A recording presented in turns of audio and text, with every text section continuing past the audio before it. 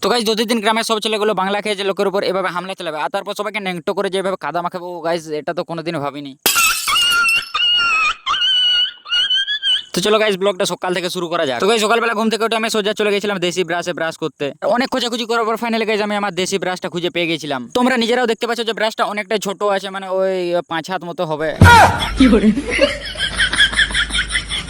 এরপর আমি হাঁটতে হাঁটতে চলে গেছিলাম নদীর পাড়ে ব্রাশ করার জন্য। সেখানে গাইস অনেক অ্যাঙ্গেলে দাঁড়িয়ে বসে শুয়ে মানে অনেক কিছু করে ব্রাশটা করে নিলাম। ব্রাশ করার ফাঁকে আমি নদীর বালিতে আবার একটু বাঁদরের মতো লাফঝাপ করছিলাম, কারণ বাঁদরই তো বটি আমিও। এরপর মুখ টুক ধুয়ে আমি সোজা বাড়িতে চলে আসি। বাড়িতে আসার পর আমি সোজা চলে যাই মুড়ি খেতে, কারণ খুব জোরে খিদে লেগে গেছিল। মুড়ি খেয়ে এদিকে এসে দেখছি এখানে তো কোনো লোকই নেই, তার জন্য ভাবছিলাম একটু ঘুরতে যাবো।